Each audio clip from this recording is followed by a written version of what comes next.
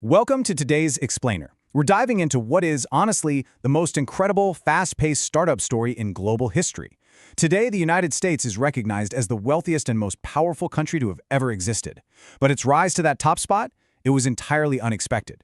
We're going to track exactly how a relatively ignored, overlooked landmass transformed into a massive, globe-spanning superpower, tracing every single strategic move, purchase, and conflict that built this empire from the ground up. Think about it. How did an ignored continent become the most powerful country in history? It's a fascinating question, because initially, the world's early superpowers couldn't have cared less about North America. When Christopher Columbus sailed west, he wasn't looking to build some grand new world. He literally just wanted a trade route to Asia and its valuable spices. Instead, he ends up in the Caribbean. Now, he didn't find spices, but he did find gold. And when he brought that back to Spain, the priority became crystal clear: conquer the areas with gold, silver, and large populations. That meant Central and South America. The Spanish did actually send one expedition up north around 1539, but when they didn't find any gold, they completely wrote off North America as just a vast expanse of useless land. Because North America was essentially ghosted by the Spanish, it created this massive opening for the English. But let me tell you, it was a painfully slow burn. Columbus arrives in 1492, but England doesn't even try to colonize until nearly a century later with the ill-fated Roanoke colony in 1585, which, as you probably know, mysteriously disappeared. It took all the way until Jamestown in 1607 for a settlement to actually stick.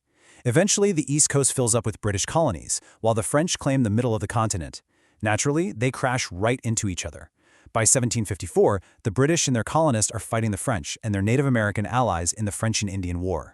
The British win, driving the French out and securing a massive amount of new land. Now, this dynamic created a fundamental disagreement that really sparked the entire American identity. The British won the war, sure, but wars are incredibly expensive. Britain looks at the colonies and says, "Hey, we protected you, now pay these taxes to foot the bill." The colonists look right back and say, "Wait a minute, we helped you win. You can't tax us if we don't even have a vote in Parliament." This basic clash over money and representation rapidly escalates from a disagreement to a fight, and from a fight straight into the American Revolution. But here's the thing: gaining independence in 1776 wasn't some magic fix.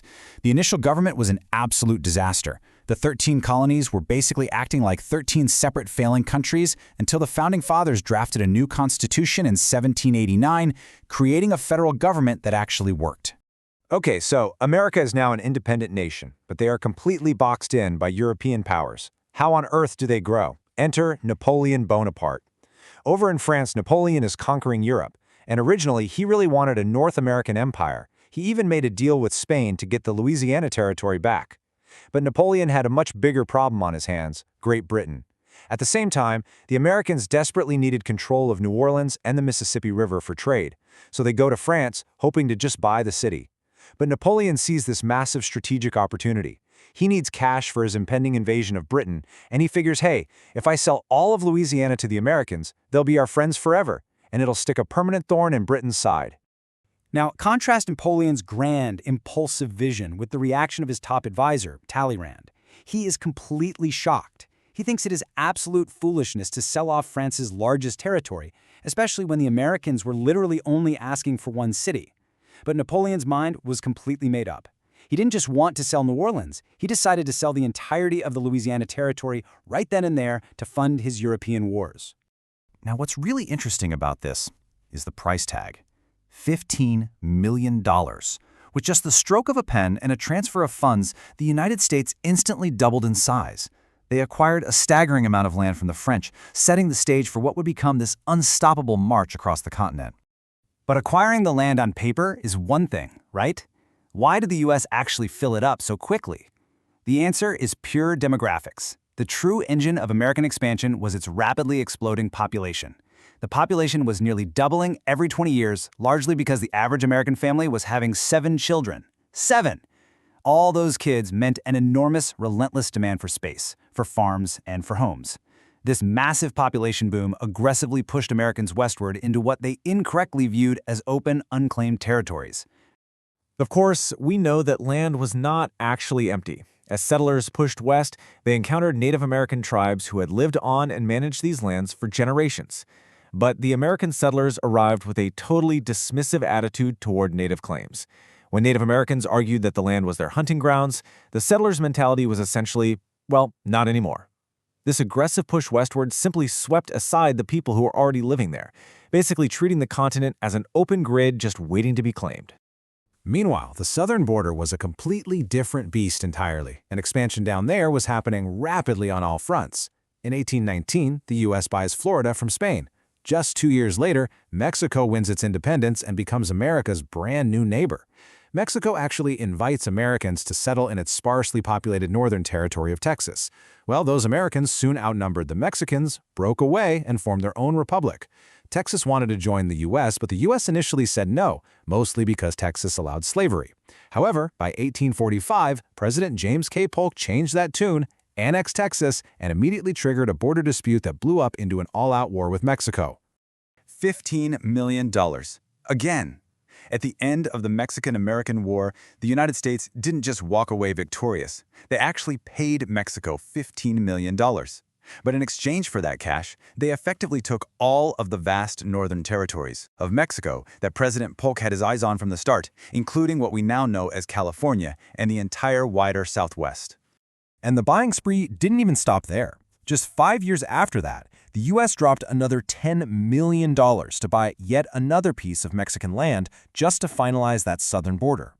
Around the exact same time, they peacefully negotiated a final borderline with the British up north in the Oregon Territory. So, through this crazy combination of incredible timing, cash, and one very ugly war, America now stretched entirely from the Atlantic to the Pacific. So, what do you do when you've reached the ocean and there's literally nowhere left on the continent to expand? You start looking for islands covered in bird poop. I know this sounds bizarre, but the Guano Islands Act was a very real law. America's agricultural boom meant they desperately needed fertilizer, and guano, bird droppings, was the absolute best source available. So the government legally authorized any citizen to just go claim random uninhabited islands in the middle of the ocean for the United States simply to harvest fertilizer. It shows just how aggressively the expansion mindset was baked into the nation's DNA by this point. Okay, let's dive into this, because while the country was aggressively expanding outward, internally, it was completely tearing itself apart over slavery. You had a completely polarized system. The northern states had outlawed slavery and viewed it as a great evil that needed to end immediately. The southern states, on the other hand, saw slavery as absolutely essential to their entire economic survival. This boiling tension finally erupted when Abraham Lincoln was elected president in 1860. Fearing Lincoln would abolish slavery, southern states seceded, plunging this rapidly expanding empire into a devastating civil war.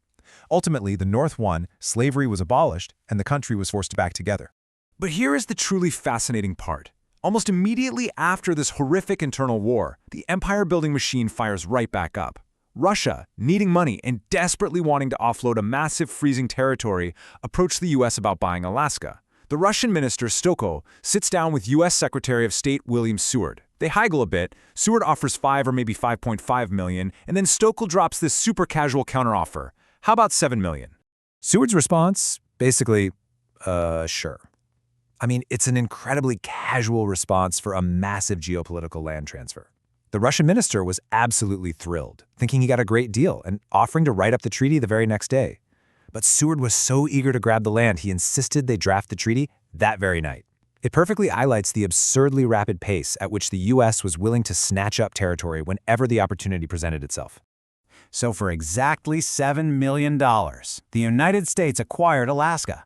It was yet another massive, almost unbelievably cheap real estate bargain that added a gigantic chunk of territory to the American map, far beyond the contiguous states. Which brings us to a massive, pivotal dilemma. America was getting huge, but it had traditionally tried to stay out of foreign entanglements. However, American businessmen had just overthrown the leadership in Hawaii and were practically begging the U.S. to annex it.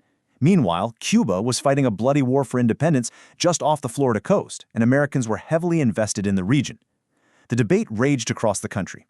Do we stay out of it and risk other global powers like Germany or Japan swooping in, or do we step onto the world stage and protect our own economic and military interests? Well, the answer came loud and clear in 1898. An American warship mysteriously explodes and sinks in the harbor of Havana, Cuba. That was the spark. The U.S. demanded Spain leave Cuba. Spain declared war. The result? The U.S. completely dismantled what was left of Christopher Columbus's original Spanish Empire. In one fell swoop, America captured Cuba, Puerto Rico, and the Philippines. And hey, while they were at it, they went ahead and officially annexed Hawaii to use as a strategic naval base in the Pacific. So now the US has these new territories in both the Atlantic and the Pacific, but it took way too long for their newly built Navy to sail all the way around South America. They desperately needed a shortcut. Enter President Theodore Roosevelt. Step 1, he offers Colombia $10 million to build a canal through their territory. Step 2, Colombia changes its mind and says no. So what does Roosevelt do? Step 3, he conveniently supports a local revolution and warmly welcomes the brand new independent nation of Panama to the world stage. In Step 4, the new country of Panama happily says yes to the canal. I mean, it was aggressive, opportunistic maneuvering at its absolute finest. And this brilliantly illustrates the whole story. When you step back, the sheer speed of this empire building is staggering. It wasn't just one method. They bought Louisiana from France and Florida from Spain, they annexed Texas, they fought a war with Mexico to claim California in the Southwest, and then paid for the rest anyway. They bought Alaska from Russia for pennies on the acre. It was a relentless, calculated combination of open checkbooks, strategic annexations, and overwhelming force. By 1914, the puzzle was finally complete. The Panama Canal officially opened. Theodore Roosevelt had built up the second largest navy in the entire world, and now that navy could rapidly move between the Atlantic and Pacific Oceans at will. As the canal opened, World War I was just beginning over in Europe. The United States was no longer an ignored, useless continent. It was officially stepping into the 20th century as a truly formidable global power. Which leaves us with this final, really profound question. We've traced the journey from a totally ignored landmass to the wealthiest, most dominant nation on the planet in a little over 400 years. The entire American identity was literally forged on expansion, buying, conquering, and moving into the next frontier. So what exactly happens to an expanding empire when there are literally no more lines to redraw on the map? That is the question that shapes the modern world. Thank you for joining me on this explainer. Keep questioning the map and keep learning.